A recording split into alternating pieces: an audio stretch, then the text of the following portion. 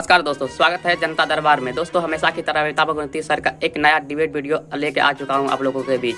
दोस्तों, आज के इस डिबेट में अमिताभ गुणवंती सर ने कांग्रेसियों की अच्छी तरह से बैंड बजाई है। डिबेट आज का काफ़ी मज़ेदार होने वाला है, इसलिए आप लोग से अनुरोध है कि डिबेट को अंत तक देखिएगा। चलिए मेन डिबेट स्टार्ट करते हैं। चलिए शुरू करते हैं। 100 दिन के भीतर दूध का दूध, पानी का पानी इसी मेज पे हो जाएगा। तब ना आपको भागने दूंगा ना इनको भागने दूंगा, और तब थेथरई भी अलाउड नहीं होगी, ये भी जान लीजिए। उस दिन जब शो करेंगे तो पहले इसमें वो चलवा देंगे पट्टी की थेथरई अलाउड नहीं आज। क्या पुराने रिकॉर्ड भी बजाएंगे, दावे कि किसने कहा 45 करोड़ नाराज, किसी ने कहा 70 करोड़ नाराज, किसी ने कहा 80 करोड़ नाराज। मैं तो इतनी बात जानता हूं, 80 करोड़ लोग नाराज हैं तो जो मुख्य विपक्षी पार्टी है कांग्रेस, उसके वोट घटते जा रहे हैं।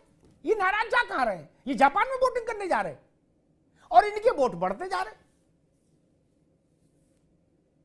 राहुल गांधी चुनाव हार गए, अब वो कह रहे कि देश में राहुल जी की लहर चल रही। बताइए कैसे मान लेंगे भाई? कोई भी मानेगा? भांग खाया आदमी भी नहीं मानेगा आपकी बात।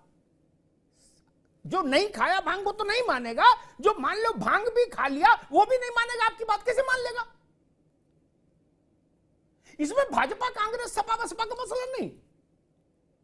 आपकी पार्टी का जो चेहरा है, युवराज है, वो आपकी गांधी पट्टी से चुनाव हार गया भाई 19 में, और आप झंडा लिए घूम रहे हो जी हम नेता है ना। भाई साहब, इस लोकतंत्र में तो जीतोगे तभी नेता मानेंगे। हम तो कम से कम यही पैमाना रखते। आप नहीं जीते इसका मतलब जनता ने आपको खारिज कर दिया। कीर्ति भाई को विचार करना चाहिए। क्या यह सच नहीं कि 14 में भी 5 मिले आपको और 19 में भी 5 मिले? 80 में से 24 का रिजल्ट आना है। इनसे भाग सकते नहीं, अनंत काल तक ये आंकड़े तो जिंदा रहेंगे ना, इनसे भाग नहीं सकते मित्र। मजदूर, किसान, दलित, शोषित, वंचित सब आपके साथ खड़ा होता तो आपकी सीटें आती 70 नहीं। अगर भारतीय जनता पार्टी को उत्तर प्रदेश में 73 सीटें मिली 2014 में, तो गाजीपुर से गाजियाबाद और बस्ती से बहराइच तक यूपी के आदमी ने वोट दिया। ऐसा तो थोड़ी ना कि यूथोपिया वाले चुपके से रात में आए वोट दे गए। जब आप जीते थे तब भी इसी यूपी के लोगों ने आपको जिताया था। अब हराया भी इसी ने। हराने पे नहीं मानते हो, जिताने पे मान लेते हो भाई। हराने पे भी तो मानना होगा।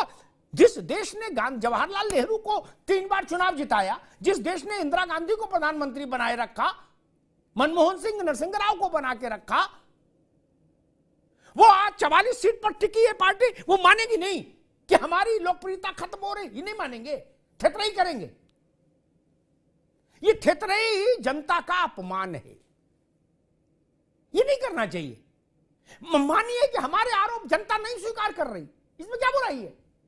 कोई दूसरी चार्जशीट लाइए, नहीं टिक रही तो। अगर आपने बता दिया पूरा देश नाराज है तो वो चुनाव में दिखना चाहिए ना भाई मेरे। अगर नहीं दिख रहा, कांग्रेस के साथ सपा का गठबंधन हुआ था 17 में, जो 24 में किए हो वो 17 में भी किया था राहुल जी, अखिलेश जी। परिणाम क्या आया? सपा का गठबंधन मायावती जी के साथ हुआ, परिणाम क्या आया?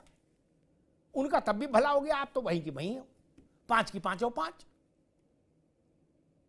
ऐसे में कोई नहीं मानेगा। मैं तो मित्रवत कह रहा हूं, सारा देश भाजपा से नाराज, ये बात कोई नहीं मानेगा तब तक जब तक कि आप जीते नहीं और भाजपा हारे नहीं। तब तक आपकी बात में वजन ही नहीं, तब तक वो बात चुटकुला ही समझिए। लालू यादव 2019 की लोकसभा में उनकी पार्टी खाता नहीं खोल पाई थी। कीर्तिनिधि जी, बिहार की 40 सीटों में 1 सीट भी नहीं पाई थी आदरणीय लालू जी की पार्टी। नहीं तो कोई तो कारण रहा होगा। अब आप कहो कि नहीं जी सीट से कुछ नहीं होता, मैं आपसे असहमत हूं। मेरे लिए लोकतंत्र में जनता का जनादेश ही सब कुछ है। किसी पार्टी का भाषण मेरे लिए कोई मायने नहीं रखता, नेता का भाषण कोई मायने नहीं रखता। ननकू और रज्जाक का जनादेश क्या कहता है, मेरे लिए वही परम पवित्र बात है। नेता ने क्या कहा, इससे क्या फर्क पड़ता है? लाखों नेता आए और लाखों चले गए और लाखों आएंगे, सो व्हाट। मैं जनता का जनादेश याद रखता हूं और वो चेहरा याद रखता हूं जिसके लिए जनादेश आता है। मुझे जवाहरलाल जी याद है, मुझे इंदिरा गांधी याद है, मुझे नरेंद्र मोदी याद है। मैं थेतराई में नहीं यकीन थोड़ा नहीं रखता ना। जनता आपको रिजेक्ट कर रही है तो लोकतंत्र में इसके अलावा नान्यः पंथः अयनाय, उपनिषद ने कहा, कोई दूसरा रास्ता नहीं पैमाने का, नपाइश का।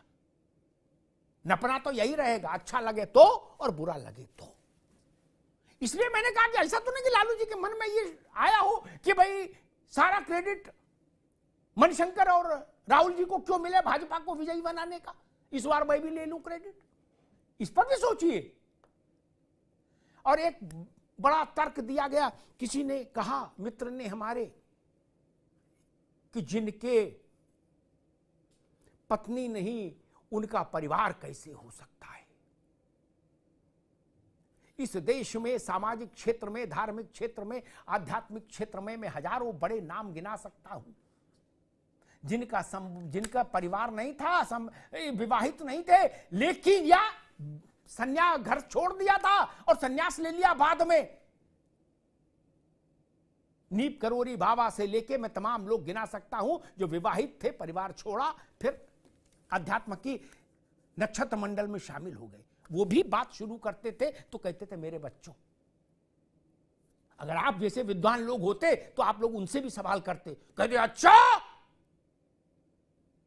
आपने अब परिवार बता रहे हो, बल्दियत का सर्टिफिकेट लाओ। जिनके छूने भर से करोड़ों लोग अध्यात्म की रोशनी में नहा गए। ऐसे ऐसे संत इस देश में। कैसी तितरी हो रही। लालू जी की बिटिया कह रही है कि हम लिखने से नहीं मानेंगे, बोलने से नहीं मानेंगे, सर्टिफिकेट में नाम दिखाओ, बर्थ में बल्दियत में किसका नाम लिखा है। जब बात करते हो तब तो विवेकानंद से लेके तमाम लोग खारिज हो जाएंगे इस देश में। जयप्रकाश बाबू खारिज हो जाएंगे, राम मनोहर लोहिया खारिज हो जाएंगे।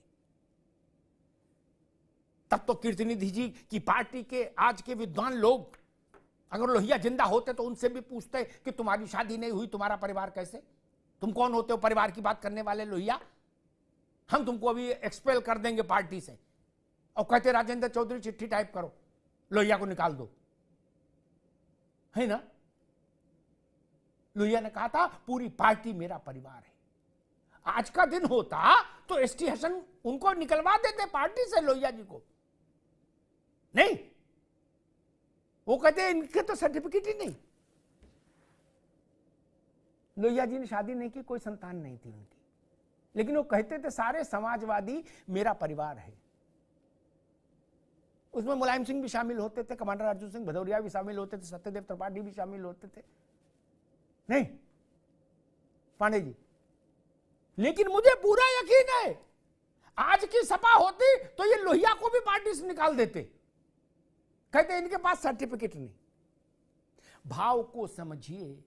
और जब वसुधैव कुटुंबकम लिखा था, ऋषि ने गाया था आज से 2500 वर्ष पहले, तब ना भाजपा थी, ना कांग्रेस, ना सपा, ना बसपा।